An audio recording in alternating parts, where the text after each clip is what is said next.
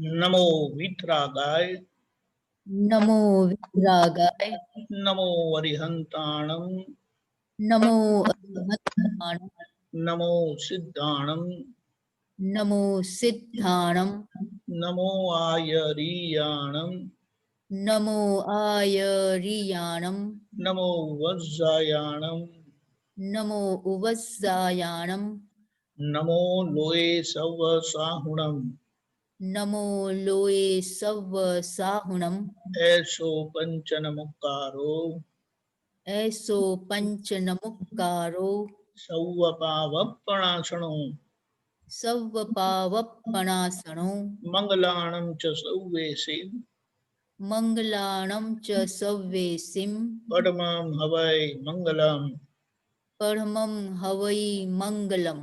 ओम नमो भगवते वासुदेवाय ओम नमो भगवते वासुदेवाय ओम नमः शिवाय ओम नमः शिवाय।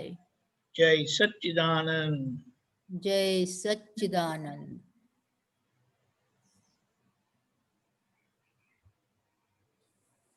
जय सच्चिदानंद। या जय सच्चिदानंद बोलूं? Yes please.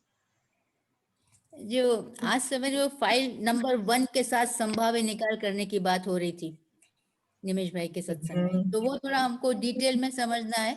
और वो कौन कर रहा है फाइल 1 का संभाव्य निकाल? पहली बात जी, फाइल किसे कहा वो भी समझना जरूरी है। ओके जी। आप कौन है? तो ये सारी जो प्रकृति है उसमें 3 में वो बांटा गया है जी। जो बाहर का है डॉक्टर मन वचन काया बुद्धि चित्त अहंकार अंतस्करण पूरा सारा बाह्यकरण भी ओके। वो सारा व्यवस्थित के हाथ में है। तो जो व्यवस्थित के हाथ में है वो एक है। हाँ, वो क्या है? वो फाइल 1 है। अभी मैंने वो कहा नहीं है। ओके, सॉरी जी। फिर जो मूल शुद्धात्मा है तत्व स्वरूप वो है। और तीसरा है वो बीच वाला है जी। अभी ये दोनों अपनी जगह पर वितराग है जी। लेकिन ये बीच वाला है ना वह राग द्वेष वाला है जी। अभी ज्ञान उसको मिलता है जो मैं करके जीता है हम करके जी। अभी उसमें जो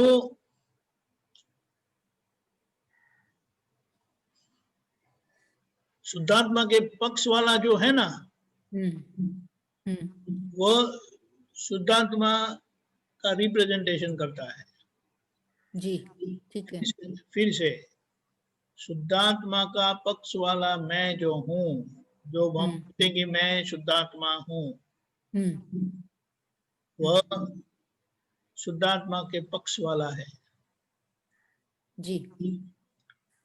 और उसमें जो दूसरा भाग है जो अभी भी मेरापन वाला है, अपनापन बताता रहता है। अभी उसमें क्या है, एक जो है यानी वो डिस्चार्ज भाग का कसाई वाला भाग बाकी है। हाँ, ठीक है। तो वो यानी वो अहंकार में कमी है। अभी ये जो अहंकार यानी डिस्चार्ज अहंकार है वो तो डिस्चार्ज अहंकार है ही जी। लेकिन वो बीच में जो ये जो बीच वाला मानता है ना कि मैं ऐसा हूं मैं वैसा हूं, तो उसका संभव से निपटारा करना है। समझ गए? जी। यानी जो बीच वाला मैं हूं ना वो सारा पुरुषार्थ उसी का है, बाहर कोई पुरुषार्थ नहीं। जो जो व्यवस्थित के हाथ में है उसको आप क्या करेंगे? हाँ, मैं क्या करूंगा? कोई भगवान भी क्या करेंगे? ठीक है, ये तो क्लियर है ना। हाँ, अभी ये जो बाहर वाला जो है ना, वह नॉर्मल नहीं है, नहीं है। अभी उसका जो नॉर्मलिटी नहीं होने का कारण क्या है, तो उसमें जो भरा पड़ा माल है ना, वो उसको एबनॉर्मल बनाता है। उसकी ठीक है। एबनॉर्मलिटी उसी के कारण है। तो ये जो अंदर से जो कच्चा है ना हमारा, जिसके कारण बाहर आता रहता है, हाँ, ऐसा है ना कि आप ठीक हो गए अंदर से तो बाहर वाला ठीक ही है। ठीक है। तो ये जो अंदर वाला कच्चा भाग है ना, वो फुल है। इंटरिम गवर्नमेंट इसीलिए कही है, इंटरिम गवर्नमेंट। वो फुल गवर्नमेंट हो गई तो अभी फाइल होने पर भी फाइल रही नहीं। हाँ, ठीक है। क्योंकि बाहर की प्रकृति जो व्यवस्थित के हाथ में है और जो अंदर के भीतर के शुद्धात्मा जो स्वतंत्र ही है, वो बिल्कुल सेपरेटली काम करते हैं। आपके अंदर की दखल अंदाजी बंद हो गई, लेकिन आज वो नहीं है। आज जो खाली होता है ना बाहर, वो खाली होता है, उसके अंदर वो डकोडकल करता रहता है कि ये नहीं है, ये ठीक नहीं है, ये ऐसा नहीं होना चाहिए, ऐसा होना चाहिए वगैरह। बराबर। तो हमें क्या बताया कि आपको ज्ञान मिला है, आपको पता चला है कि आप कौन है, तो आप अपने में रहो ना। ये बाहर वाला है वो आप नहीं है, लेकिन फिर भी आप है ऐसा तो नहीं है, लेकिन उसके प्रति मेरापन है जी। कि मैं ऐसा और मैं वैसा। तो वो मेरापन चले जाएगा तो आई परमात्मा हो जाएगा। हाँ, यहाँ यही समझना है। तो ये मेरापन वाला भाग है ना, उसका संभव से निपटारा करना है। क्योंकि ये प्रकृति में जो भरा हुआ कमजोरी वाला भाग है ना, वो तो प्रकृति का ही है, लेकिन हम उसको मेरा मान अलग देख नहीं पाते। ठीक जी। देख नहीं पाते, जानते हैं कि नहीं वो अलग है। हम क्या बोलेंगे, आप कौन है? मैं शुद्धात्मा हूँ, मन वचन का बिल्कुल भिन्न ऐसा शुद्धात्मा हूँ। तो ये ज्ञान है, लेकिन ये ज्ञान है वो दादा का अनुभव वचन है जी। लेकिन उसकी समझ हमारी अभी कमजोर है, पूर्ण समझ नहीं है जी। और वो पूर्ण समझ करने के लिए उसमें से ये मेरापन निकल जाना चाहिए। यानी मेरा क्या है ना, वो निर्धार हो गया है, उसका डिसीजन आ गया है जी। कि आप शुद्धात्मा है। जैसे कि शादी होने के बाद आपका पिताजी का घर मैका हो जाता है, जी। लेकिन शादी होने के बाद आपका ससुराल आपको अपना नहीं लगता है। जी। जब आप बोलेंगे तो आप शुरू शुरू में जब मेरे घर में ऐसा रहता था, मेरे घर में वैसा रहता था, तो कोई बोलेंगे मेरा घर यानी किसका घर? मेरे पापा का घर। जी। और फिर शादी के कुछ साल के बाद जब आपने अपना डेरा पूरा जमा दिया है, तब आप बोलेंगे कि हमारे घर में ऐसा होता है। तो बोलेंगे आपका घर यानी ये ससुराल मेरा घर, तो वो पापा का घर नहीं, वो मेरा घर नहीं है। जी, समझ गए? ये फुल गवर्नमेंट हो गई। तो ये फुल गवर्नमेंट हो गई।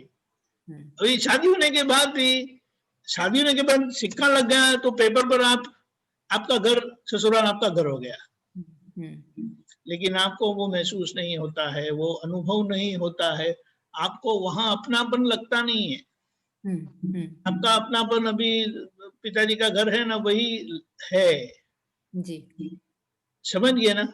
जी जी समझे। तो इस मेरेपन का जो आपका नहीं है, उसका संभव से निपटारा करना है और उसको मैं शुद्धात्मा हूं के लक्ष्य से देखेंगे, समझेंगे, पहचानेंगे, तो आपको महसूस होगा कि मैं जब शुद्धात्मा हूं बोलता हूं तो मेरा प्रकृति का भाग एक भी नहीं है। प्रकृति के अंदर का भाग मन वचन काया बुद्धि चित्त अहंकार का कोई भाग मेरा नहीं है। जी तो मेरा क्या है? तो बताया, मैं द्रव्य गुण अवस्था से, यानी शुद्धात्मा द्रव्य, शुद्धात्मा गुण और शुद्धात्मा की अवस्थाओं से मैं हूं और वो मेरा है। मेरा द्रव्य, मेरा गुण, मेरा शुद्धात्मा द्रव्य, मेरे शुद्धात्मा गुण और मेरे शुद्धात्मा की अवस्था वो मेरा है। अच्छा तो ये बात सही है, लेकिन ये मेरा भाग जो है ना, वो अभी हमारा वाणी में व्यक्त होता है, जो हकीकत में आपका नहीं है। जी मुझे ऐसा हुआ, मुझे वैसा हुआ, आप बोलेंगे, बोले नाटक के तौर पर बोलेंगे तो उसमें कोई दिक्कत नहीं है। हाँ जी और नाटक में है ऐसा बोलते हैं तो वो कोई गलत भी नहीं है, लेकिन आपको अंदर असर होती है अभी, हाँ देखिए आपका ही है तो। हाँ लेकिन आपको पूछेंगे लेकिन आप तो शुद्धात्मा नहीं है। हाँ मैं शुद्धात्मा हूँ। तो आप कहेंगे शुद्धात्मा है तो असर क्यों होती है फिर? तो ये असर वाला भाग जो है ना, वो फाइल है। अच्छा उसका संभव से निपटारा करना है। और ये फाइल एक का तो है, लेकिन 2, 3, 4, 5, 6 जो है ना, उनकी असर नंबर 1 पर होती है, क्योंकि 1 की कनेक्टिविटी है। हाँ जी एक का ये जो एक वाला भाग है ना, वो बाहर वालों के प्रति उनको मेरापन रहता है। जैसे अभी कोई कोई है, इनको कुछ हो गया तो वो बोलते हैं, अरे नीना जी जरा ये वसंत जी को कुछ हो गया, तो हम दौड़ के जाएंगे। नहीं है ये हमारे वसंत भाई नहीं है, तो कोई और है, हम वापस चले आएंगे। वो कैसे पता चला? ठीक तरह से देखने पर पता चला कि वो वसंत जी नहीं है। फिर आपको याद आता, अरे वसंत जी तो वहां लागोस में बैठे अभी, मैं कैसे भूल गई? आप समझे? जी जी जी तो एक समय तो आपको ऐसा ही हो जाता है कि वहां है, लेकिन नहीं वो आ भी सकते हैं, लेकिन कैसे आए वगैरह। तो आप देखते हैं, जांच करते, फिर पता नहीं नहीं नहीं नहीं ये तो नहीं है वो। तो यहाँ पर जिस तरह से देख कर पहचान कर आप पक्का कर लेते हैं कि ये वसंत जी नहीं है, ये कोई और है, उसी तरह से हमें ये सारे संयोग जो है, जो अपनापन करवाता है, जो अपनापन करवाता है, जो आपका नहीं है फिर भी अपनापन करवाता है, जो नीना बहन का है, और नीना बहन का कोई गुण आपका नहीं है ना। नीना बहन द्रव्य आपका है, यानी नीना बहन जिस उद्गल द्रव्य से बने हैं वो आपका नहीं है, वो आप नहीं है। नीना बहन के उद्गल के गुण वो आपके नहीं है, और नीना बहन के उद्गल के गुणों की अवस्था वो भी आपकी नहीं है। इसीलिए हमें एक प्रकार से रटने को कहा। लेकिन ये केवल रटना नहीं है, एक चिंतन है, चिंतना है, चिंतन करते हैं हम। तो चिंतन करते करते हमें समझ में आता है, पहचानने में आता है कि ये भाग मेरा नहीं है। तो जो आप मेरा करके कहते हैं, वो आपको अनुभव होता है कि वो मेरा नहीं है। फिर ये कोई भी परिस्थिति में आपको मेरापन होता नहीं है, तो उसका मतलब क्या हो गया कि आप जो है वो तो आपको पता है, लेकिन अब आपको ये पर के प्रति मेरापन बंद हो गया, खत्म हो गया, निकल गया। तो आप ही रहे और आप हो गए। हो गए। ये सिक्का लग गया कि आप शुद्धात्मा ही है। जी। ये बात है। तो ये करने के लिए ये फाइल का संभव से निपटारा, क्योंकि आज ये मेरेपन का हिसाब जो है वो पूर्णतः निकल नहीं सकता, क्योंकि अच्छा। आज मेरा नहीं बोलने पर भी वो मेरापन जाता नहीं है आपका। जी। आप बोलेंगे ना वो मेरा नहीं है, लेकिन आपका व्यवहार वो कच्चा रह ही जाएगा, क्योंकि आज मन वाणी का है कि एकता न होने के कारण आपका निश्चय परिणाम नहीं देता। अच्छा। निश्चय करते भी है, मूल निश्चय होने के बाद व्यवहार के पक्ष का जो निश्चय है, जो व्यवहार में प्रदर्शित होना चाहिए, तो वो होता नहीं है। वो क्यों नहीं होता है? बोले वो मन वाणी का है कि आज एकता न होने के कारण आपका वो निश्चय होने पर भी वो परिणाम नहीं दिखाई देता। जी। तो इसीलिए वो कारण स्वरूप काम करता है। अच्छा। यानी आप अंदर से आपका निश्चय पक्का हो गया है, लेकिन बाहर के परिणाम वो निश्चय का प्रमाण नहीं दे सकता आज। अच्छा। तो वो प्रमाण आगे आएंगे, जहां पर ये पूर्णतः इसका परिणाम आएगा ओके। कि तब मन वाणी का है कि एकता भी होगी और वहां तीर्थंकर परमात्मा के दर्शन भी होंगे, तो सब इकट्ठा हो जाएगा और काम हो जाएगा। हाँ, हो जाएगा। तो इसीलिए आज्ञा का काम या उसका प्रभाव इस तरह से पड़ता है, लेकिन बहुत कुछ यहाँ पर परिणाम आ जाते हैं। अच्छा। तो उसके लिए क्या बताया, स्थूल और सूक्ष्म जो है ना, उसका निपटारा हो जाता है। लेकिन सूक्ष्मतर और सूक्ष्मतम जो है ना, वो आगे होगा, लेकिन अच्छा। उसकी हमें जल्दी भी नहीं है। लेकिन स्थूल सूक्ष्म तो बंद होना चाहिए। वो होना चाहिए। स्थूल का मतलब क्या है, आपका वाणी में और आपके व्यवहार में जो खुला दिखाई दे ऐसा मेरापन चली जाता है, यानी असर चली जाती है। अच्छा। जी। तो आपको आपके व्यवहार से, यानी बाहरी आचरण से, आपके वाणी के व्यवहार में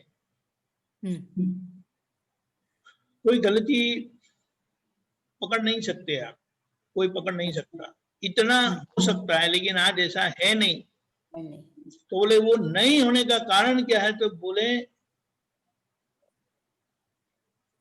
प्रत्याख्यान बाकी है। अच्छा। प्रत्याख्यान का मतलब क्या है, वाणी में वो आ जाना, आचरण में वो आ जाना, कमजोरी। हाँ। यानी कोई आपको तुरंत बता सकते हैं कि ये गलत है करके। हाँ। सूक्ष्म का भाग वो अंदर मन के क्या बोलेंगे कि आधार पर है, अच्छा। कि वो मन की जो असर होती है वो हमारे चेहरे पर आ जाती है। अच्छा। तो वो असर भी निकल जानी चाहिए, वो निकल सकती है ये जन्म में। अच्छा। यानी मन से हम मुक्त हो सकते हैं, मुक्त किया है। लेकिन अभी ये जो अभाव भाव है ना हमारे, वो अंदर काम करते रहते हैं। यानी हमारा अभाव किसी न किसी तरह वो प्रकट होता है, हो जाता है। तो बोले अभी इसके ऊपर गौर करना है हमें कि हम क्या करते हैं, हम क्या बोलते हैं, हम क्या सोचते हैं। तो ये मन वचन काया आज बहुत महत्व का है, क्योंकि आज उसके ऊपर ये ज्ञान से, समझ से नियंत्रण आ सकता है। अच्छा। इसलिए हमें भाव करवाया है मन वचन काया से, किसी को भी दुख ना हो। तो इसके ऊपर हमें ध्यान देना है। वो जो सूक्ष्मतर और सूक्ष्मतम जो है ना, वो तो वहां भगवान के पास गए, वहां उनके दर्शन हुए तो ये तुरंत निकल जाएंगे। क्योंकि अभी उसके लिए हम कुछ नहीं कर सकते। उसको निकालने के लिए मन वाणी काया की एकता चाहिए। ओके। और आप जरा देखेंगे ना, तो हमारी मान्यता के ऊपर हमारा पक्ष है अभी। जी बराबर। सोचो आप। हाँ है। ये जो वो भी जो मान्यता है ना, वो व्यवहार पक्ष की मान्यता है। और व्यवहार पक्ष की मान्यता का आग्रह है हमें। हाँ बहुत है। और उसके कारण ये सूक्ष्म वाला भाग जो है, मन के सूक्ष्म संयोग, तो वो वहां एक प्रकार सा अभाव रह जाता है। अच्छा। तो उसके ऊपर हम गौर कर सकते हैं। अच्छा। यानी उसका निपटारा हम कर सकते हैं, लेकिन उसका पक्ष होने के कारण हम उसका प्रतिक्रमण करेंगे, लेकिन वो पक्ष को साइड में रखकर प्रतिक्रमण करेंगे। इसलिए वो पक्ष निकलता नहीं है, पक्ष काम करता ही रहता है। ओके। और उसके कारण सामने वाले के प्रति कुछ तो अभाव हो ही जाता है। हाँ। और दादा भगवान ने बताया था कि महावीर भगवान अभाव भाव से निकलकर स्वभाव में प्रवेश किया था, जहां पर वितरागता है। ओके। इसीलिए कहा कि आज्ञा धर्म से, आज्ञा के पालन से हम उसका कारण सेवन कर रहे हैं। ओके। तो वो कारण सेवन करने से उसका परिणाम आएगा। ओके। और आज ये प्रतिक्रमण प्रत्याख्यान इस तरह से रहे, क्योंकि सूक्ष्म और सूक्ष्मतम और सूक्ष्मतर, यानी सूक्ष्मतर और सूक्ष्मतम दोष बोले क्या है पता है? नहीं बोलिए। वो देखने से जाते हैं।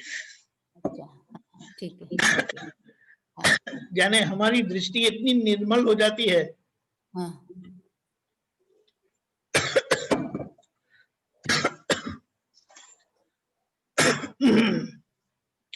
हमारी दृष्टि इतनी निर्मल हो जाती है तो फिर वो रहता नहीं है। समझ गए? जी वेरी नाइस। तो संबंध से निपटारा करने के पीछे का आशय आज तो बहुत स्पष्ट है कि हमारा आचरण जो है और अंदर से जो ये जो मान्यता वाला भाग है ना, वो कच्चा पड़ जाता है। इसीलिए बोले कि आज ये समझ में आता है निपटारा करना है, संभव से निपटारा करना, लेकिन हो नहीं रहा है। हाँ। और उसका हम प्रतिक्रमण कर लेते हैं। बात तो वही की वही रही। हाँ नहीं, लेकिन प्रतिक्रमण कर लेते हैं। तो ये प्रतिक्रमण होने का परिणाम क्या आएगा? निश्चय है संभव से निपटारा करना है और प्रतिक्रमण करते हैं, तो वो प्रतिक्रमण का परिणाम इधर नहीं आता है, लेकिन प्रतिक्रमण कर लिया तो आपकी जिम्मेदारी मिट गई, रहती नहीं है फिर। जी। ये प्रतिक्रमण और निश्चय जो है ना, वो आगे परिणाम देगा। ओके। लेकिन उसका कारण पूरा हो गया। ओके ठीक है। तो इसके पर हमें लक्ष्य देना है अभी। जी। स्थूल और सूक्ष्म दोष जो प्रतिक्रमण प्रत्याख्यान चाहते हैं, लगते हैं उनको मिटाने के लिए, उसके पर हमें ध्यान केंद्रित करना है। बाकी समझ में आएगा, लेकिन होने वाला नहीं है। तो दादा भगवान ने बताया केवल दर्शन है, लेकिन जो सूक्ष्मतम दोष जो है, जिसके लिए मन वाणी का कि एकता चाहिए, तो उसके लिए ये टाइम सही नहीं है। हाँ, है ही नहीं एकता। नहीं है, लेकिन वो स्थूल और सूक्ष्म ही बहुत बड़ा काम है। बड़ा काम है, बहुत बड़ा काम। और ऐसा है, सूक्ष्मतर और सूक्ष्मतम दोष ना तो आपको परेशान करते हैं, ना किसी और को परेशान करते हैं, लेकिन आपको शुद्धात्मा का अनुभव करने नहीं देता। बराबर, आप समझिए। हाँ जी, जी। आज तो क्या है कि मेरे व्यवहार से किसी कोई परेशान होता है, जरूर होता है, ये इसके ऊपर हमें ध्यान देना है। तो दादा भगवान ने कहा कि उनके व्यवहार से कोई परेशान नहीं होते, सभी को अपनापन महसूस होता था। तो यहाँ पर ये पर ध्यान देना है, ठीक है, समझ गए? जी जी, जरूर। तो इसके ऊपर टाइम निकालना है, फोकस करना है कि ये नीना बहन क्या करते हैं और नीना बहन क्या बोलते रहते हैं, और बोलने का बाहर का भाग और अंदर का भाग पर गौर करना है जी। और वो वाणी में कहीं न कहीं मेरा तेरा आता है, और वो मेरे तेरे से ये सारा व्यवहार बिगड़ जाता है, क्योंकि जहाँ एक है तो वहां मेरा तेरा कैसे होगा? आप ऐसा करते हैं, आप वैसा करते हैं, हम ऐसा नहीं करते, हम ऐसा नहीं करते हैं, ये बात ठीक। जी जी, जय सच्चिदानंद, जय सच्चिदानंद, वेरी नाइस, जय सच्चिदानंद। आरव जी, जय सच्चिदानंद। जय सच्चिदानंद, बोलिए बेटे। स्वामी जी, क्लेश रहित जीवन बुक में लिखा है वर्ल्ड इज एक पजल। मिनट, किस कौन सी बुक में? क्लेश रहित जीवन। हाँ, यस, क्लेश रहित जीवन। उसमें लिखा है वर्ल्ड इज पजल इटसेल्फ। उस पजल से मुक्त कैसे हो? पजल इसलिए है क्योंकि ये जो क्रिया वाला जगत दिखाई देता है ना, एक तो बाहर जो लोग करते हैं वो, और उससे भी ज्यादा और उससे भी बड़ा ये आरव जो करता रहता है ना सारे दिन, वो जो क्रिया वाला भाग है वो समझ में नहीं आता कि ऐसा क्यों होता है। आपको ऐसा कभी कभी गुंजाइश नहीं होती है कि ये आरव ऐसा क्यों करता है, आरव ऐसा क्यों बोलता है, उसको ऐसा नहीं बोलना चाहिए, उसको ऐसा नहीं करना चाहिए, लेकिन उसका समाधान नहीं है। तो वो जब आपको समाधान मिल जाता है, और वो असमाधान जो है यानी समाधान नहीं है, वो ही सबसे बड़ा पजल है। पजल का मतलब तो ऐसी परिस्थिति है कि जिसका आपको समाधान नहीं है और आपको परेशान करता रहता है कि ऐसा क्यों। जैसे कि आपको बहुत कुछ नहीं करना है लेकिन फिर भी होता रहता है जी। तो आपको एक अंदर गुंजाइश सी खड़ी रहती है कि अरे मुझे नहीं करना है फिर भी ये ऐसा क्यों होता है। आप लोग पूछते हैं ना कि मुझे तो ऐसा नहीं करना है लेकिन वो क्यों होता है। जी। अभी यहाँ पर दादा भगवान ने इसका समाधान दिया है कि ये पजल को समाधान करने के लिए, सॉल्व करने के लिए उसको दो दृष्टि से देखना पड़ेगा। वो दो दृष्टि अगर आपको मिल जाती है तो वो दो दृष्टि से आपको पता चलता है। वो दो दृष्टि क्या है? व्यवहार और निश्चय की दृष्टि है। जी। यानी एक व्यवहार ऐसा है जो बदलता रहता है जी। और एक व्यवहार है जो बदलता नहीं है, जी। जिसे निश्चय कहा। जी। मूल स्वरूप से वो निश्चय बदलता नहीं है। जी। उसका मतलब क्या है? एक बदलता रहता है, एक बदलता नहीं है। जो बदलता है उसे व्यवहार कहा, जो बदलता नहीं है उसे निश्चय कहा। जी। ये आरव का जो जिस वस्तु से आरव बना है ना, जी। जिस मटेरियल से आरव बना है, वो मटेरियल का स्वभाव ऐसा है कि वो सब बदलता रहता है। जी बदलना तो समझ सकते हैं ना। जी हाँ, तो और वो क्रिया करता रहता है। जी और अंदर एक भाग है जिसके अंदर जानने की शक्ति है, जिसके आधार पर आप बोलते रहते मैं जानता हूं करके।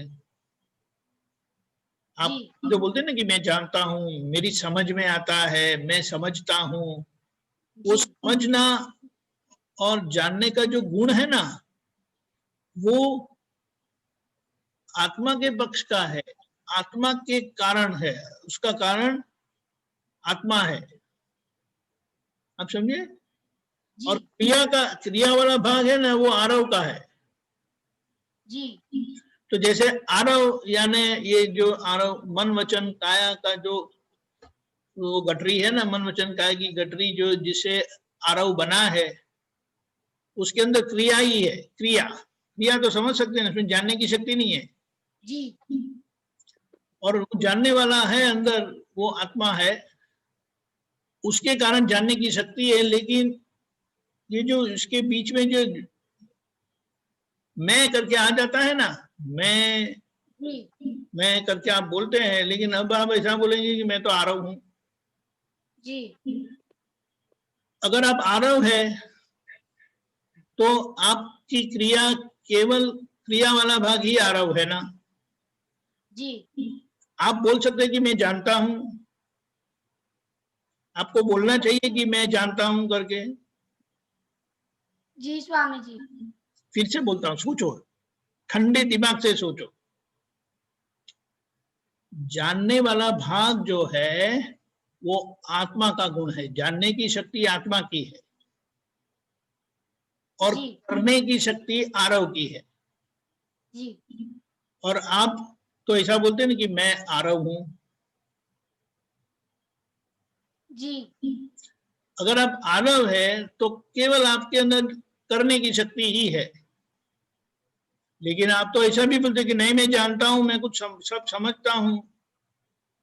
वो समझने का भाग और जानने का भाग जो है वो तो आत्मा का है। जी समझ में आया? जी यानी अन्वी, आपकी दीदी का नाम क्या है?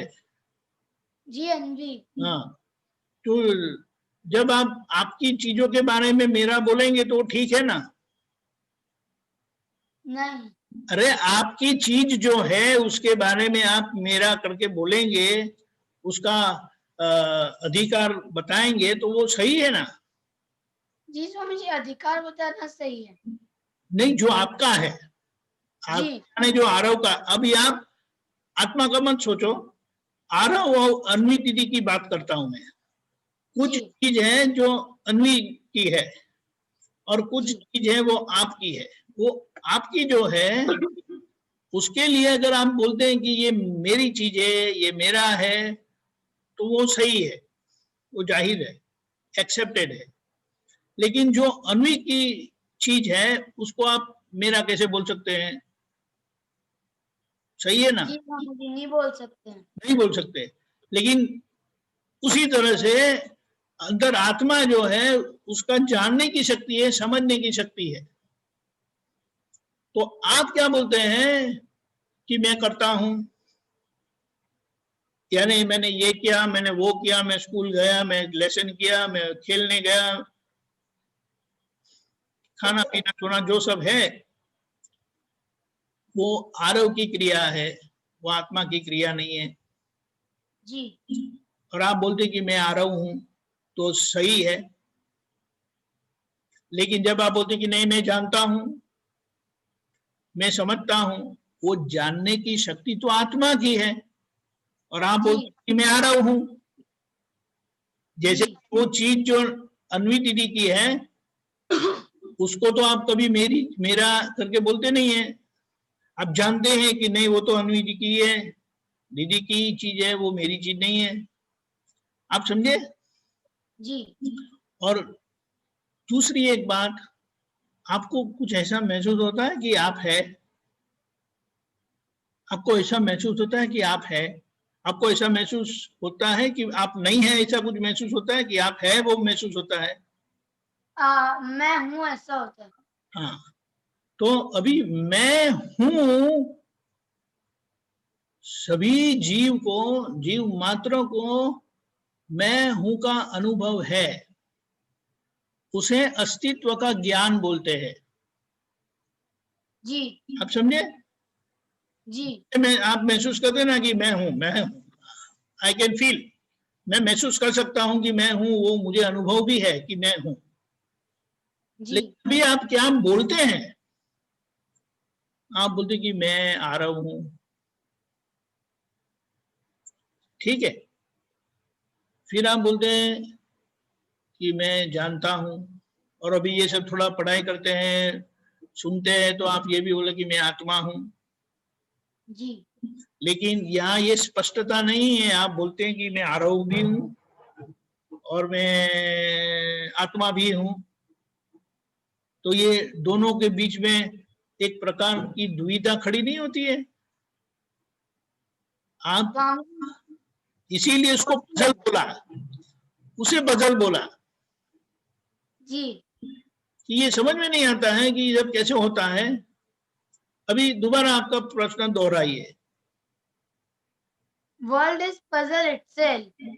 हाँ, तो ये पजल इसीलिए है कि ये वर्ल्ड में एक जो परिवर्तन होता है वो भी है, जो क्रियाशील है, सुन रहे हो, जी जिसमें क्रिया की शक्ति है, क्रिया का गुण है, और दूसरा एक है जो जिसमें परिवर्तन नहीं होता है, उसमें जानने की शक्ति है, जी समझने की शक्ति है। लेकिन इसका भेद कोई जानता नहीं है। भेद यानी अंडरस्टैंड, वो केवल एक ज्ञानी पुरुष ही समझते हैं, अनुभव करते हैं। और अगर आपको ऐसे ज्ञानी मिल जाते हैं तो इसकी स्पष्टता हो जाती है कि क्रिया वाला भाग कौन सा और जानने वाला भाग कौन सा, क्रिया वाला भाग किसका और जानने वाला भाग किसका। आप जी समझ, ये जब स्पष्ट समझ आ जाती है तब ये पजल नहीं रहेगा, तब आपके लिए वो पजल सॉल्व हो गया। जी और ये जानने के लिए ये त्रिमंत्र, नमस्कार विधि, 9 कलम, शुद्धात्मा के प्रति प्रार्थना, दादा भगवान असीम जय जयकारो करना है, और साथ साथ ये सत्संग के द्वारा आप समझते जाइए। जी तो ये जब आप समझते जाएंगे तो आपका पजल निकलता जाएगा। और जब स्पष्ट समझ आ जाती है कि ये क्रिया वाला भाग है, ये आरव का है, ये जानने वाला भाग है, वो आत्मा का है, और आप जो बोलते हैं कि मैं आरव हूं और आप बोलते हैं कि आप जानते भी है, तो ये ऑपोजिट नहीं लगता, विरोधाभास नहीं लगता आपको? जी लगता है। क्योंकि क्रिया वाला भाग तो आरव का है और जानने वाला भाग आत्मा का है, ठीक है।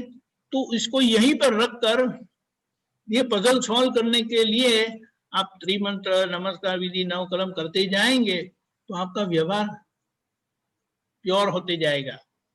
प्योर व्यवहार किसको कहते हैं कि किसी को भी दुख ना हो। आप तो आरव व्यवहार से किसी को दुख हो जाता है ना, जी तो जब जब आपको पता चलता है कि किसी को दुख हो गया तो आप माफी मांग लो, मांग सकते हैं आप माफी। जी हाँ, तो ये माफी मांगते मांगते जब आपका व्यवहार ठीक हो जाएगा तो फिर आगे ये जो इसकी जो कमाई है ना, इनकम, जी उससे आपको ज्ञानी पुरुष मिलेंगे और वहां आपकी स्पष्टता हो जाएगी। जी जैसे कि अभी आप चाहते हैं कि आपको कॉलेज में जाना है, तो आप जा सकते हैं कि नहीं जा सकते? स्वामी जी अभी तो हम छोटे हैं, अभी नहीं जा सकते। नहीं, वही तो बोलता हूँ। उसके आप बोलेंगे ना कि 10वीं 12वीं क्रॉस करेंगे तब मुझे कॉलेज में प्रवेश मिलेगा, तो तब जी तक क्या करेंगे? तो बोले ये जो पढ़ाई कर रही है ना अभी, कौन से स्टैंडर्ड में हो अभी आप? 6. हाँ, तो 6, 7, 8, 9, 10, 11, 12 ये जो आप पढ़ाई करेंगे तो उसके पढ़ाई के परिणाम से आपको कॉलेज में प्रवेश मिलेगा। जी. ये महत्व का है। तो अभी आपको क्या करना है, तो ये किसी को भी दुख होता है ना तो आप अंदर से माफी मांग लो, और फिर जी. आज जो आपको पढ़ाई करनी है उसके ऊपर ध्यान दो। तो जी. आपकी भीतर से कक्षा बढ़ती जाएगी, 6, 7, 8, 9, 10, 11, 12, फिर वो 12वीं में आ जाएंगे तो कॉलेज में प्रवेश मिल ही जाएगा फिर। जी. समझ गए? फिर तो ये पजल सॉल्व करने का रास्ता यह है। जी. ये जी. तो उसके ऊपर भी आपको ध्यान देना, फिर वरना खेलो खाओ सब कुछ करना है, लेकिन किसी को दुख हो जाए तो अंदर से प्रतिक्रमण कर लेना। अगर बाहर से हो सके तो बाहर से भी सॉरी कह देना। जी. तो इस तरह से आपको होगा। समझ गए अभी? जी. और कच्चा नहीं पढ़ना कभी। जी. गलतियां तो होती है लेकिन माफी मांगने का कच्चापन नहीं रखना। जी. वो अच्छा कपड़ा धोएंगे तो कोई दाग रहेगा नहीं, जी. ऐसा है। तो आपको बहुत सारा आशीर्वाद। हाँ, वेरी गुड। जय सच्चिदानंद। स्वामी जी, मेरा एक और क्वेश्चन है। हाँ, बोलिए। स्वामी जी, कोट है, सुखी होना है तो इस जगत में किसी का भी नाम लेने जैसा नहीं। ऐसा है ना, एक अहंकार ऐसा हो जाता है, और वो अहंकार क्या है कि कोई मेरा नाम लेने का नहीं। मेरा अगर नाम लिया तो मैं उसके धज्जियां उड़ा दूंगा। जी. मेरा नाम लेने का कारण क्या बना? What is the reason? आपने मेरा नाम क्यों क्यों लिया? आप समझे? जी. तो ऐसा है, अगर किसी ने कहा आ रहा हूं आ रहा हूं, तो आपको अंदर को अरे किसने मेरा नाम लिया, मैंने क्या गलती की है, इधर आओ। एक ऐसा महसूस नहीं करते? जी. तो एक अहंकार ऐसा हो जाता है जिसको मैड अहंकार बोलते हैं, पागल सा अहंकार। और ये अहंकार के प्रति का जो पागलपन है ना, वो सभी के अंदर होता ही है। जी. जब तक ज्ञान नहीं होता है और जब तक स्थिर नहीं होते, बैलेंस नहीं होते, तब तक अंदर अपने नाम का एक नशा होता है। जी. यानी नशा का मतलब क्या है? मैं कुछ हूं, मैं कुछ जानता हूं, मैं कुछ समझता हूं, मैं शक्तिशाली हूं, मैं कच्चा नहीं हूं। आप कच्चे हो कि पक्के हो? स्वामी जी, अगर ऐसे देखा जाए तो मन वचन काया से तो कच्चे हैं, क्योंकि दूसरों को दुख हो जाता है। हाँ, लेकिन बेटे ये तो क्या है, आपको इतना सारा सत्संग वगैरह मिला है ना, इसीलिए आप इतनी स्पष्टता से बोल सकते हो कि अभी तो मेरे मन वचन का इतने कच्चे हैं, लोगों को दुख हो जाता है तो मैं कैसे पक्का हूँ। लेकिन ये जो जिनको ऐसा सत्संग नहीं मिला है, वो तो अपने आप को क्या क्या कुछ समझ लेते हैं। जी. जैसे कि कोई भी अगर बाहर के कोई बच्चे हैं ना, उनको खाली समझने के लिए आप बोलना, आपके कोई फ्रेंड है ना, उसको बोलो अरे यार आप पक्के हैं कि कच्चे हैं? ये मैं पक्का हूं, कच्चा बच्चा नहीं हूं, तो आपको तुरंत पता चल जाएगा। जी. फिर ऐसा 2-3 लोगों को पूछो, छोटे हैं बड़ों को भी धीमे से पूछो, एक प्रश्न करूं मैं, बोलो आप कच्चे हैं कि पक्के हैं? मैं बिल्कुल पक्का हूं। क्यों कच्चा हूं मैं? तो आपको पता चल जाएगा कि ये क्या बात है, सब लोग ऐसा ही मानते कि मैं पक्का हूं। जैसे छोटे बच्चे होते हैं ना, अरिष्ट से भी छोटे, उनको आप बोलेंगे ना, ये बच्चे आप सियाने हैं कि पागल है? मैं सियाना हूं, देखना बोलेंगे ही।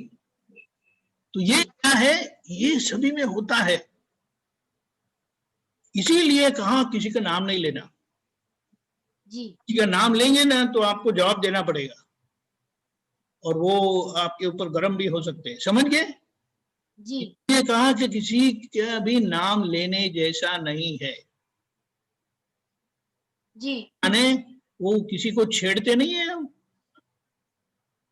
जी छेड़ते स्वामी जी। हाँ, तो इसका मतलब संक्षिप्त में उसका मतलब यह होता है कि किसी को छेड़ना नहीं, क्योंकि जी सब मानते हैं कि मैं कुछ हूँ, मैं जी पक्का हूँ, मैं ऐसा हूँ, मैं वैसा हूँ। अगर ऐसे लोगों को आप छेड़ेंगे तो आपको छोड़ेंगे। जी नहीं स्वामी जी। हाँ, तो ये हमें समझ लेना है कि किसी का नाम नहीं लेने का मतलब क्या है, हमें किसी को छेड़ना नहीं है। ऐसा जी ऐसा कभी आप अपनी दीदी को भी छेड़ के देखना, तो बराबर जी आपके पर गर्म होगी, तो ये जी पता नहीं चलता है। फिर आपसे वो छोटा अरिष्ट है ना, जी थोड़ा कभी अरिष्ट को भी थोड़ा छेड़ के देखना, तो तुरंत जी ऐसा करेगा, तो आपको पता जी चल जाता है कि नहीं नहीं नहीं नहीं, मेरी गलती हो गई, ऐसा नहीं। समझ गए, किसी को जी छेड़ना नहीं। इसीलिए कहा ये जो पहली कलम है ना, हम किसी के भी अहंकार को हम दुख ना दे। पहली कलम क्या है, जी बोलो, याद है? किसी भी हे दाता भगवान, मुझसे किसी भी हृदय जीवात्मा के अहम को तनिक भी ठेस ना पहुंचे, ना मैं ऐसा करने की किसी को प्रेरणा दूं, ना ही कर्ता को अनुमोदित करूं, ऐसे मुझे परम शक्ति दो। मुझसे किसी भी हृदय जीवात्मा के अहम को तनिक भी ठेस ना पहुंचे, ऐसी स्याद्वाद वाणी, स्याद्वाद वर्तन और स्याद्वाद मनन करने की परम शक्ति दो। Very good. तो यहाँ पर ये बात आती है कि किसी का नाम लेना, किसी को छेड़ना, वो उनके अहम को ठेस पहुंचती है। तो ये जब हम प्रार्थना करते हैं, ये कलम बोलते हैं, उसका आराधन करते हैं, तो फिर हम जो किसी को छेड़ते रहते हैं गलती से भी, वो बंद हो जाता है। यानी जी आप किसी का नाम लेंगे नहीं, जी यानी किसी को भी छेड़ेंगे नहीं, किसी को भी दुख नहीं देंगे। तो ये पहली कलम अगर आ गई तो दूसरी सब कलम अपने आप आ जाएगी। जी समझ गए? जी यही सच्चिदानंद, वेरी गुड। बहुत अच्छा स्वामी जी, जय सच्चिदानंद, आपका आशीर्वाद सदा बना रहे। बिल्कुल बिल्कुल, बहुत अच्छे, ऐसे ही प्रगति करते रहो। हाँ, जय सच्चिदानंद। डॉक्टर कश्यप जी। जी जय सच्चिदानंद। जय सच्चिदानंद। हाँ जी, मुझे ये इसमें दो चीज पूछना है। एक तो ये मतलब ये नोंद का क्या मतलब होता है वो बताइए।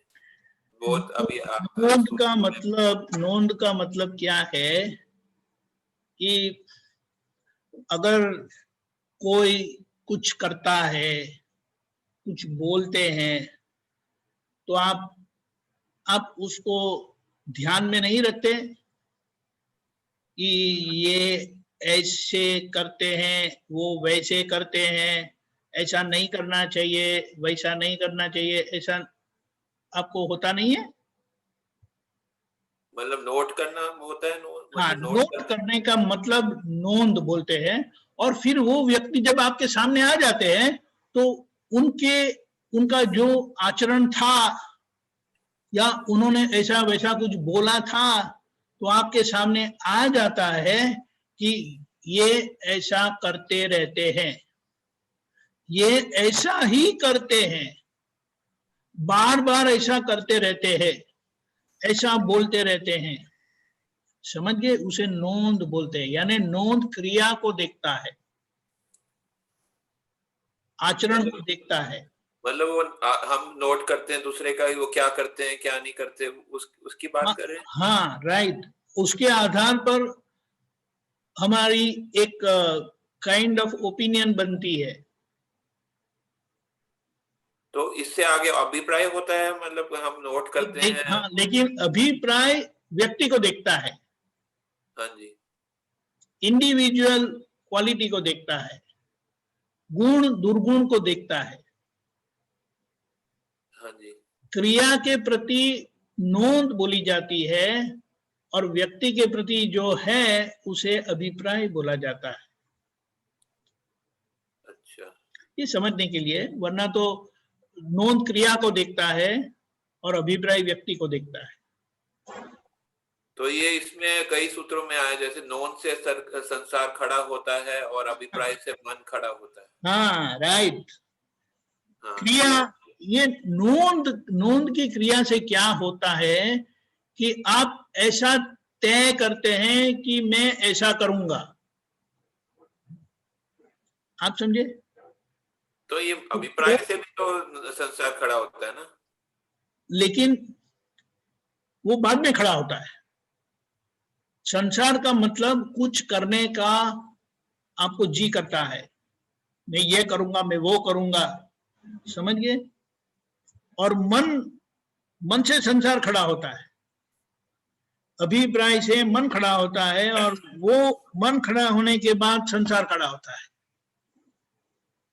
संसार का मतलब कोई क्रिया करना। तो मतलब पहले नोंद आता है, उसके बाद अभिप्राय आता है। सॉरी, क्या बताया? पहले नोंद मतलब होता है और उसके बाद फिर किसी व्यक्ति के प्रति अभिप्राय होता है, ऐसे? हाँ, फिर वो उनकी नोंद के पीछे पीछे फिर वो व्यक्ति के ऊपर अभिप्राय आ जाता है हमारा। कोई उदाहरण दीजिए ना, तो थोड़ा और स्पष्ट होगा जो इसमें। ये कश्यप जी है ना, ये ऐसा ही करते रहते हैं, ऐसा ही करते रहते हैं, ऐसा करते वैसा करते, तो वो उनकी क्रिया का नोंद हो गया। अभी फिर समय के बाद क्या होता है, कश्यप जी ऐसे हैं करके आ जाता है। अच्छा, आप पहले वो करते हैं और फिर वो ऐसे हैं। अभी वो कश्यप में वैसे ही करते हैं। अच्छा, वो ऐसे ही है, समझ गए? तो उससे आपका एक अभिप्राय बन जाने से फिर आप तय करते हैं कि मुझे ये डॉक्टर साहब से कैसे रहना है। तो ये जो क्रिया वाला भाग है, इसमें हम मतलब टेम्पररी के रूप से तो बोल सकते हैं ना कि ये जो है कि इसने ऐसा किया, अभी ये जो है ये तो हमें ज्ञान हुआ इसीलिए हमें पता है, लेकिन बाहर तो ऐसा ये पता नहीं है ना। हाँ, बाहर तो लोग कर्ता को ही देखते हैं, ये ऐसा किया, वो वैसा किया, उसके आधार पर व्यक्ति को दोषी देखते हैं। फिर अगर वो ऐसे ज्यादा करके लोग ऐसा करते हैं तो वो पूरी कम्युनिटी को ऐसा बना देते हैं। हाँ जी, आप समझे? हाँ, ये नॉर्थ इंडियन ऐसे, ये साउथ इंडियन वैसे, ये गुजराती लोग ऐसे, आप समझे? हाँ। ये इसमें ये भी बोला, किसी भी वस्तु की हम नोंद नहीं रखें, उसका नाम व्यवस्थित। करेक्ट, देखो परफेक्ट, क्या बात बता दी दादा ने। आप समझ गए? नोंद क्यों लेते हैं? क्योंकि वो क्रिया के आधार पर नोंद है। जब हमें पता चलता है कि ये व्यवस्थित शक्ति ने किया है, तो नोंद नहीं होगी तो कोई अभिप्राय नहीं होगा, वो अभिप्राय नहीं होगा, कोई संसार नहीं होगा। अच्छा, समझ गए। हम दूसरे को कर्ता पद में बिठा देते हैं, वो उसी से नोंद करना। फिर हाँ, उसी की नोंद शुरू होती है। ठीक है, समझ गए? हाँ, समझ में। जय सच्चिदानंद। एक और पूछ सकता हूँ अगर टाइम? बोलिए क्विकली। हाँ, ये जो है, इसमें एक दिव्य देशना में आया था 241 में, हर 10 मिनट अभिप्राय बदले तो वो है इंडियन। ये थोड़ा समझ नहीं आया। वो हर 10 मिनट अभिप्राय बदले, उसे क्या कहा? तो वो है इंडियन, भारतीय। देखो अभी आप अपने आप को भी देखेंगे ना, अगर किसी ने आपके साथ एक प्रकार का व्यवहार किया तो आप तुरंत बोलेंगे ये ऐसे हैं। अभी कुछ ऐसा वो हो गया तो आप तुरंत अभिप्राय बदल देंगे, नहीं ये वैसे हैं। फिर कुछ अगर हो गया तो फिर से बदल देंगे, क्योंकि हमारी दृष्टि कर्ता के प्रति बहुत गहरी है। आप समझे? जी, समझिए। ये बात है, वो गुण है इंडिया हमारे, मतलब अभी अब हम उस स्टेज पे हैं, अभी उस स्टेज पे हैं। लेकिन ये है ना, हमारा बोले उसको क्या बोलेंगे, हमारा नर्चरिंग ऐसा हुआ है, we are grown up like that. हाँ जी, ये लोग बच्चे लोग ऐसे, ये ठीक नहीं खेलते ना, उनके साथ नहीं जाना, ये ठीक अच्छे बच्चे नहीं है, ऐसा नहीं करना, वो ऐसा है वो वैसा है करके हमें सिखाया जाता है। तो इसका ये कभी हो जाए तो इसमें मन वचन काय से तो इसका प्रतिक्रमण लेने का है। हाँ, अभी तो ये हम तो क्या पहले क्या करते थे कि ये कोई अगर ऐसा कर दिया वैसा कर दिया तो तुरंत हम अभिप्राय देते, नोट कर देते कि ये ऐसा है वो वैसा है। लेकिन अभी हमें एक और जागृति बढ़ गई, हम बोलते नहीं ये तो व्यवस्थित है, व्यवस्थित जाने कुदरत करती है, ये व्यक्ति नहीं करते, तो फिर हमारा अभिप्राय बदल जाता है। तो और जब फिर जब हमारे में नोंद और अभिप्राय आ जाए तो हम मतलब उस टाइम प्रतिक्रमण कर ले तुरंत। प्रतिक्रमण करना है क्रिया का, जो जो नोंद के कारण आपको आपने गलत किया या किसी के बारे में गलत बोला या गलत आचरण किया तो प्रतिक्रमण करेंगे। लेकिन सही प्रतिक्रमण क्या है कि ये क्रिया को व्यवस्थित करके समझेंगे, कुदरत की ये क्रिया है, व्यक्ति की कोई क्रिया नहीं है, ये शक्ति करवा रही है, तो वो बड़ा प्रतिक्रमण है। आप समझे, समझ सही करना वो सूक्ष्म प्रतिक्रमण है, और समझ न होने या गलत समझ होने के कारण जो हमारा आचरण या वाणी बिगड़ती है तो उसके लिए वो प्रतिक्रमण करना है। समझ गए? समझ गए। यही सबसे बड़ा काम है आज। जय सच्चिदानंद। जय सच्चिदानंद। बंसल जी, सुशीला बेन आप पूछेंगे? जी सच्चिदानंद। जय सच्चिदानंद, बोलिए।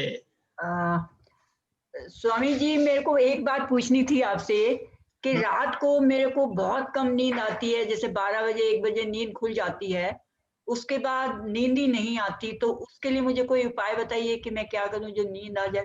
एक बात बताऊं? हाँ जी बात बताऊं? बिल्कुल। लोगों को नींद की समस्या है।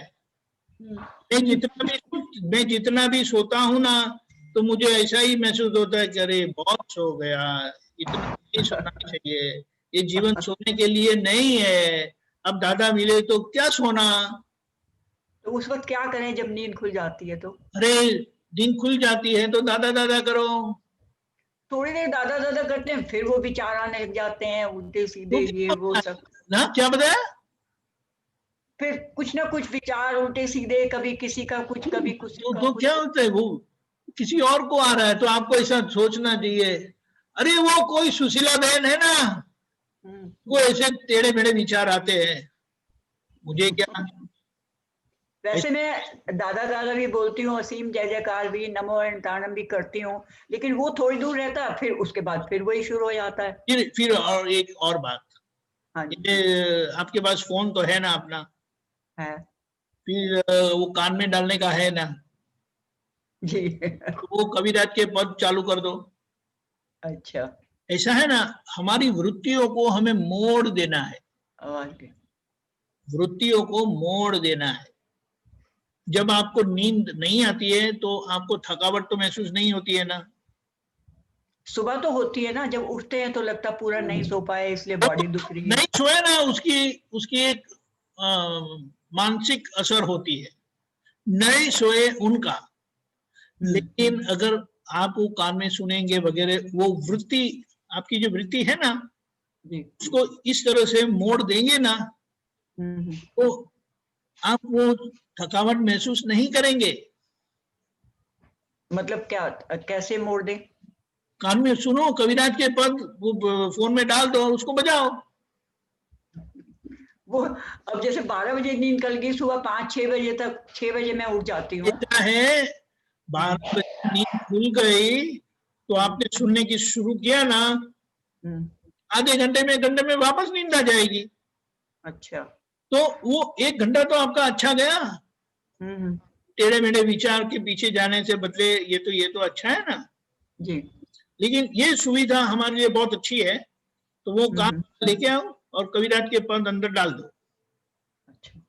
तो उससे क्या होगा कि आप अपनी वृत्तियों को एक अच्छा मोड़ देते हो, फिर आपका ध्यान वो सुनने में जाएगा, कविराज के पद में जाएगा, आप साथ में शायद गुनगुनावे की भी मन में गुनगुनाओ, बाहर बोलो, ठीक है, हम्म, तो फिर अच्छा हो जाएगा। फिर आपको पता भी नहीं चलेगा, सुबह में थकावट भी नहीं महसूस होगी। आप दादा दादा करेंगे, अरे आज तो सारी रात जागे सोए, पता भी नहीं चला, लेकिन अच्छा लगा। हाँ, ठीक है, कोशिश करूंगी ऐसे ही। करना है बिल्कुल। मैं तो बहुत अनुभव किया, कभी थकान हाँ। महसूस ही नहीं करते। फिर अगर वापस नींद आ गई तो सो जाओ वापस, कोई प्रॉब्लम नहीं है। नींद आती नहीं है ना, फिर से विचार हो, मैं ये उसने ये किया, उसने वो किया, ऐसा हुआ। ये नहीं किया ना हमने, अब ये करेंगे तो वापस सहज में नींद आ जाएगी। ठीक है सर। और वो नींद भी बहुत कम आएगी। वापस जागे तो कान में डाल दो वापस। आप समझे? हाँ जी, समझ गई। ये बात है। ठीक है। हाँ, जय सच्चिदानंद। जय सच्चिदानंद, जय सच्चिदानंद। जय सच्चिदानंद। तृप्ता जी। मेरा बस एक छोटा सा आज के सत्संग में फिर the summary of that is कि हमको कि जो भी करना है, जो भी कोई दूसरा करता है या बोलता है, हमको खाली देखना और जानना ही है। कुछ अपना ओपिनियन नहीं देना है और कुछ अभिप्राय नहीं कर बांधना है। देखो, देखना जानना है। आप कौन है? शुद्धात्मा। अगर आप शुद्धात्मा है तो विनोद जी के धर्मपत्नी कौन है? तृप्ता बेन। तृप्ता। बराबर है। तो स्कूल में पढ़ाने कौन जाते थे? तृप्ता जाती। वो बच्चों के माता जी कौन है? तृप्ता है। तो अगर आप शुद्धात्मा है तो शुद्धात्मा का काम क्या है? देखना और जानना। या क्या देखना? जो हो रहा है। क्या हो रहा है?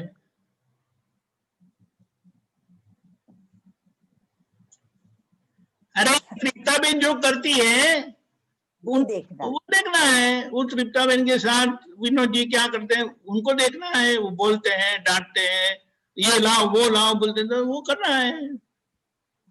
और व्यवहार दृष्टि से कि आज्ञा हमें क्या बताती है कि व्यवहार दृष्टि से आप तृप्ता जी है, तो व्यवहार दृष्टि से जब विनोद जी होते तो आप उनके धर्मपत्नी है। तो व्यवहार दृष्टि का आपको एक जिम्मेदारी है, बड़े अच्छे आदरणीय आज्ञाकारी धर्मपत्नी होना चाहिए कि नहीं? हाँ जी। वो वे तो है तो पतिदेव ही। आप तो कभी पतिदेव होने वाले नहीं है। हाँ जी। आप तो धर्मपत्नी ही रहेंगे और आपको अपने धर्म में रहना है, तो वो आपकी जिम्मेदारी है। व्यवहार दृष्टि से आप धर्मपत्नी है। निश्चित दृष्टि से आपको देखना है कि तृप्ता बहन अपनी व्यवहार दृष्टि की जो आज्ञा है, जिसमें आज उनको धर्मपत्नी का किरदार निभाना है, वो ठीक तरह से करते हैं या नहीं। समझिए? हाँ। फिर वो अगर विनोद जी कुछ भी करते हैं तो उनको बता देना है, तृप्ता जी को व्यवस्थित नहीं किया, साफ नहीं करते। लेकिन इतने सालों से वो वैसे ही करते रहते। नहीं, वो व्यक्ति उन्होंने नहीं किया, व्यवस्थित शक्ति ने किया, और उसमें हिसाब आपका है। क्योंकि उनको तो कुछ नहीं होता है, वो तो बोल के सो जाते हैं और आप परेशान होते रहते हैं। ठीक है, तो भुगतान किसको हुआ? तृप्ता जी को हुआ, तो बोलो ये आपकी गलती है।